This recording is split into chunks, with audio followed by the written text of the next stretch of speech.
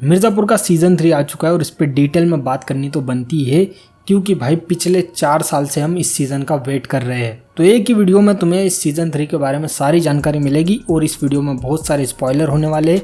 अगर तुमने मिर्ज़ापुर का सीज़न 3 नहीं देखा है तो इस वीडियो को भी मत देखो, पर अगर तुम्हें स्पॉइलर की कोई चिंता नहीं है तो इसी वीडियो में बने रहिए, क्योंकि मिर्ज़ापुर सीज़न 3 के बारे में डिटेल में बात होने वाली इसी वीडियो में। तो बिना किसी और टॉपिक को छेड़े हुए सबसे पहले बात कर लेते हैं द किंग ऑफ मिर्ज़ापुर के बारे में, मतलब मुन्ना भैया के बारे में। हमें पिछले 4 सालों में बहुत सारी थ्योरी सुनने में आई है कि मुन्ना भैया वापस आएंगे, मुन्ना भैया जिंदा है, उनका हार्ट इस तरफ नहीं उस तरफ होगा और बहुत सारी। पर इसका सीजन 3 जैसे स्टार्ट होता है हमें पता चलता है कि भाई मुन्ना भैया जिंदा नहीं बचे, हमें सीधे उनकी डेड बॉडी दिखाई जाती है। अब चलो डेड बॉडी देख के भी समझ में आता है कि मुन्ना भैया अमर है, कभी भी जिंदा हो सकते हैं, पर उनकी पत्नी सीएम माधुरी के हाथों ही उन्हें अग्नि दी जाती है और उन्हें जला भी दिया जाता है। तो मतलब पॉसिबिलिटीज तो एकदम खत्म ही हो चुकी है कि मुन्ना भैया वापस आएंगे। तो खैर मेकर्स ने स्टार्ट के 5 मिनट में ही क्लियर कर दिया कि मुन्ना भैया का चैप्टर यहाँ पे ही क्लोज होता है। अब बात करते हैं अपन कालीन भैया के बारे में। तो जैसे कि तुमने पिछले सीजन में देख ही लिया होगा कि शरद शुक्ला जो है वो कालीन भैया को बचा लेते हैं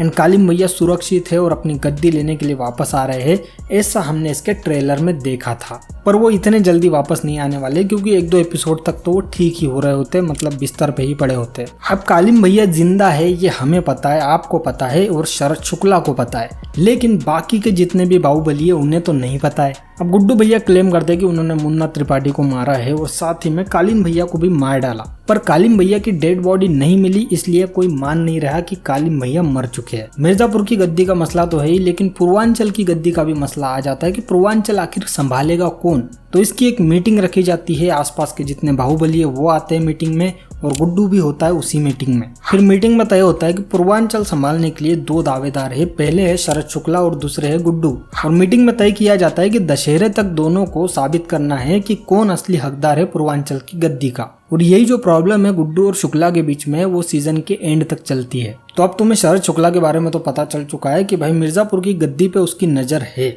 जो कि पहले से ही थी। पर ये जो दावेदार है ये तो सामने से खेल रहा है, पर एक दावेदार ऐसी है जो कि चुपके से खेल रही है, वो है बीना भाभी। बीना भाभी चाहती है कि वो मिर्जापुर चलाए और उनके बाद फिर उनका बेटा चलाए। अब इसी के बीच हम त्यागियों को कैसे भूल सकते हैं, जिनके लिए गद्दी से ज्यादा इम्पोर्टेंट है बदला लेना, वो भी गोलू से। क्योंकि पिछले सीजन में अगर तुमने देखा हो तो तुम्हें पता होगा कि गोलू के कारण ही दोनों त्यागीज के बीच झगड़ा होता है और उसमें से एक त्यागी मारा जाता है। अब दोनों त्यागी में से कौन सा त्यागी मरा है इसके बारे में बता देता हूँ। तो भाई बड़ा वाला जो त्यागी था वो मर चुका है एंड छोटा वाला जिंदा है। वही छोटे त्यागी जो गोलू के प्यार में पागल हो चुके हैं। पर छोटे त्यागी को दद्दा से भी तो बचना है, अपनी जान बचानी है, क्योंकि उन्हें पता चलेगा कि जो छोटे हैं वही बड़े बन के घूम रहे हैं, तो दद्दा तो उन्हें जिंदा मार डालेगा। तो इसीलिए ये जो राज है वो ओनली छोटे को ही पता है। आई होप तुमने समझ लिया होगा, थोड़ा कंफ्यूजिंग है लेकिन हाँ समझ गए होंगे। अब ये समझ चुके हो तो एक और बात समझ लो यार कि तुमने सब्सक्राइब नहीं किया तो सब्सक्राइब कर लो भाई चैनल को, क्योंकि ऐसे वीडियोस बनाने में बहुत मेहनत लगती है यार, तो सब्सक्राइब तो बनता है। अब फिर से बढ़ जाते हैं अपन शरद शुक्ला की तरफ, जो कि काफी अच्छी खासी फील्डिंग लगा रहा है, उसने माधुरी से तक हाथ मिला लिया है। अब भाई गद्दी चाहिए तो बहुत सारे कॉन्टेक्ट बनाने पड़ेंगे, बहुत सारे लोगों को मिटाना पड़ेगा, तब जाके तो गद्दी मिलेगी। अब यहाँ पे मिर्जापुर की गद्दी को स्ट्रॉन्ग बनाती है बर्फी और कट्टों का व्यापार, तो जिसकी पकड़ इन दोनों चीज पे समझ लो वो बहुत ज्यादा पावरफुल आदमी बन चुका है। तो इसी के चक्कर में शरद शुक्ला जो है वो लाला से मिलते हैं, जो कि जेल में बंद है। पर तुम्हें पता है कि लाला ही है जो कि इस काम को सॉल्व कर सकता है। मतलब शरद शुक्ला को अगर बहुत सारी बर्फी चाहिए और वो कोई ला के दे सकता है तो वो है लाला। एंड लाला और शुक्ला के बीच में डील होती है और शुक्ला कहते हैं कि इस डील से पीछे हटने की कोई गुंजाइश नहीं है। अब गुड्डू और शुक्ला तो लगे हुए बर्फी पाने के चक्कर में अलग अलग तरीके से जुगाड़ लगा रहे हैं। पर वही बात करें त्यागी के बारे में तो भाई त्यागी गोलू को गिरफ्त में लाने में कामयाब हो चुका है। मतलब जो जाल उसने बिछाया था गोलू के लिए, गोलू को पकड़ने के लिए, क्योंकि भाई बदला भी तो लेना है, उसमें वो कामयाब हो जाता है, गोलू उसके गिरफ्त में आ जाती है। तो इसके बाद हम देखते हैं कि लाला ने जो है वो शरद के साथ गद्दारी कर ली, फिर शरद भी उसका बदला लेता है। भाई शरद जो है उसको जेल के अंदर मरवा डालता है। अब लाला का चैप्टर यहाँ पे क्लोज हो चुका है। और इसी के बीच तुम्हें एक शायर के बारे में बताना चाहूंगा, जो कि जेल में आके काफी अच्छी शायरी बोलता है एंड एक कवि सम्मेलन चल रहा होता है, वहाँ पे भी बहुत अच्छी शायरी बोलता है, जहाँ गोलू जाती है जेपी का पता लगाने। अब इस शायरी वाले कैरेक्टर एंड लाला का बहुत अच्छा कनेक्शन है,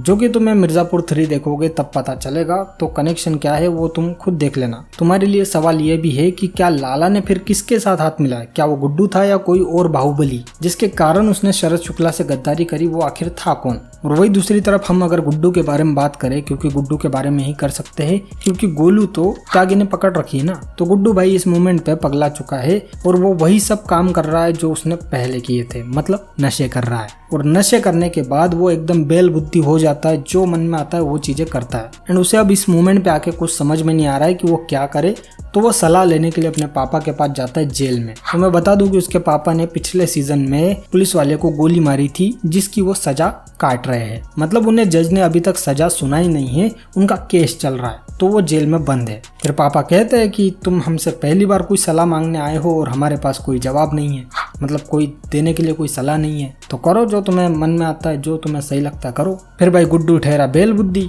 वो जाके मार देता है डिम्पी के वो बॉयफ्रेंड को, मतलब रॉबिन को। उसकी आंखों में से जो जूस निकालता है वो बहुत ही खतरनाक सीन था भाई, मतलब टोटली ब्रूटल सीन था यार। और इसका हिंट हमें सीरीज जो है वो स्टार्ट में ही दे देती है, क्योंकि पूरी की पूरी गर्दन काट के हमारे सामने रख दी जाती है। पहले एपिसोड में जिस हिसाब से गर्दन कटती है वही से हमें पता चल जाता है कि आगे बहुत कुछ कटने वाला है। एंड वो स्पेशली वो गर्दन कटने वाला जो सीन है वो बहुत ज्यादा रियलिस्टिक लगता है। अब देखो, अगर तुम्हें याद हो कि मैंने स्टार्ट में बोला था कि जो शुक्ला है वो सीएम साहिबा से मिलता है, मतलब माधुरी से मिलता है और अपनी नजदीकियां बढ़ाता है। लेकिन तुम्हें ये जान के बहुत ज्यादा शौक लगेगा कि माधुरी भी उससे अपनी नजदीकियां बढ़ा रही थी एंड वो चाहती थी शुक्ला के साथ अपना रिश्ता आगे बढ़ाने का, क्योंकि अब मुन्ना भैया तो रहे नहीं, तो कुछ तो काम चलाना पड़ेगा ना। अब इनका रिश्ता आगे बढ़े उससे पहले भाई डिम्पी पहुंच जाती है सबूत लेके शुक्ला के खिलाफ, और उस सबूत में ये होता है कि माधुरी के जो पिताजी होते हैं उनकी मौत का जिम्मेदार है शरद शुक्ला।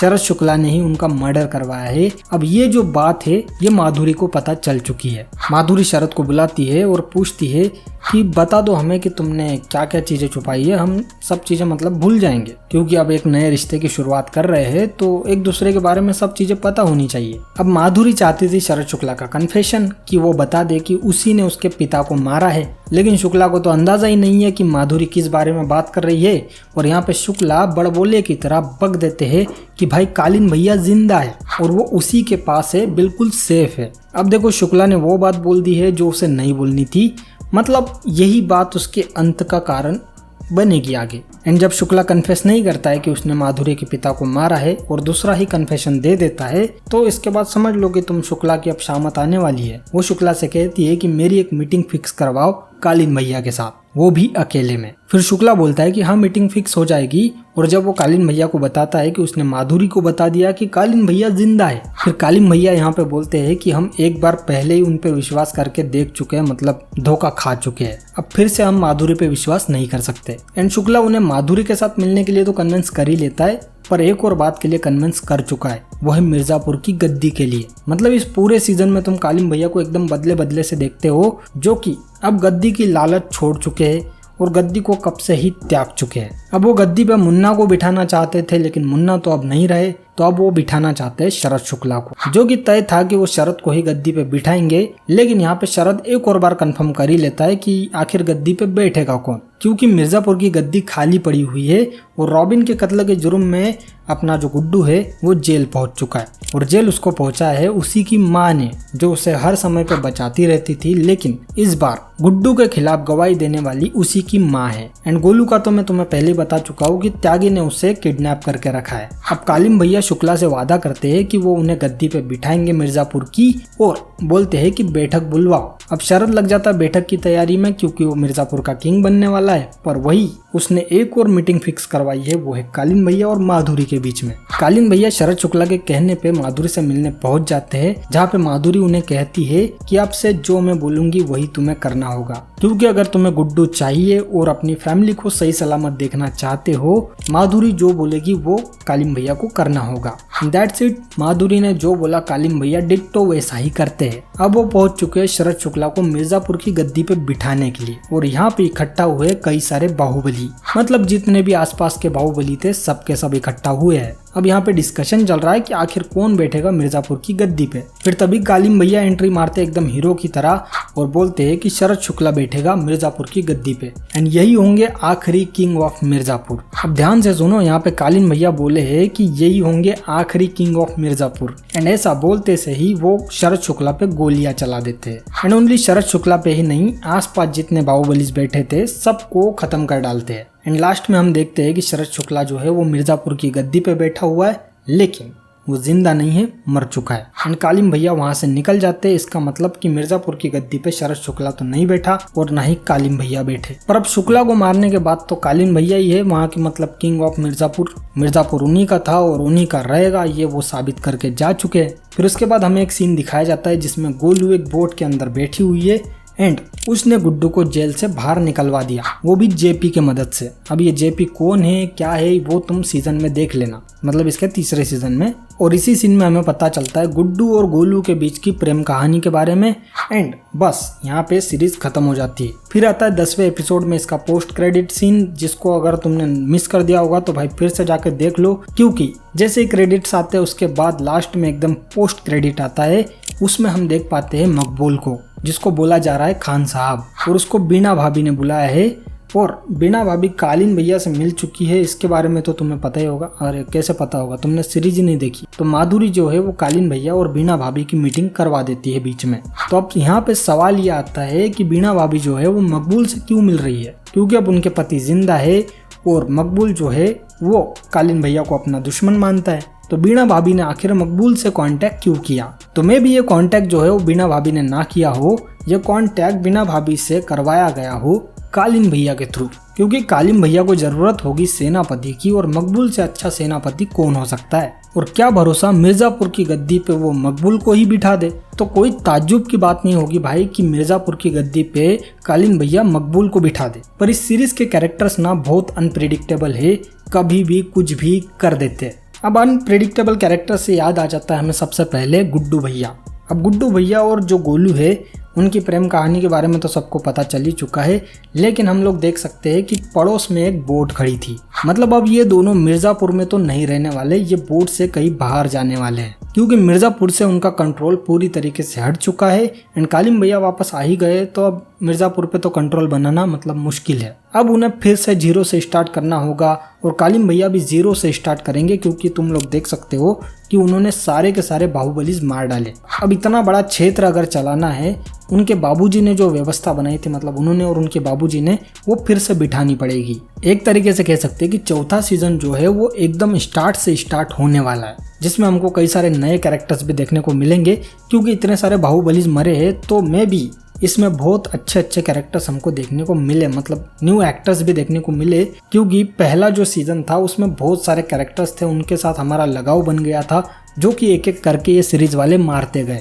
एंड तीसरे सीजन तक आते आते कैरेक्टर्स बचे ही नहीं जिनको हम लोग सीरीज में देखे, और इसीलिए शायद मिर्जापुर का सीजन 3 जो है वो मतलब कनेक्टेड फील नहीं होता है। और जो अच्छे अच्छे कैरेक्टर्स थे उन्होंने पिछले सीजन में ही मार दिए, और जो बचे कुचे थे वो तीसरे सीजन में मार दिए। तो इसीलिए तीसरे सीजन में भाई इतना ज्यादा मजा नहीं आता है देख के। पूरा का पूरा सीजन जो है वो गुड्डू और शुक्ला की फाइट में निकल जाता है, दूसरा त्यागी और गोलू की जो वो फालतूगिरी चल रही होती है उसी में निकल जाता है, चौथा पॉइंट जो बचा हुआ है वो गुड्डू के पापा के पुलिस केस में निकल जाता है। मतलब ओवरऑल इस सीरीज में कोई ऐसी इंटरेस्टिंग, कोई ऐसी खास बात थी ही नहीं। पर मैं चौथे सीजन को जरूर देखना चाहूंगा।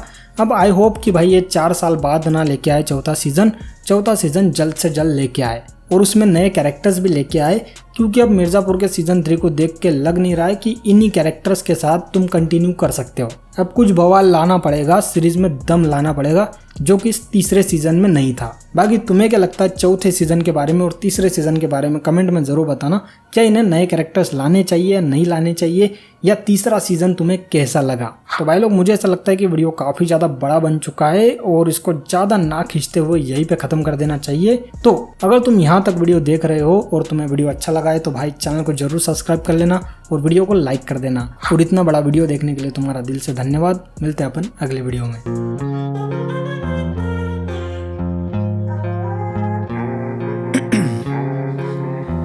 In my veins, I've been driving this train, years in this lane, there's no stopping this flame, 'cause I came to the game.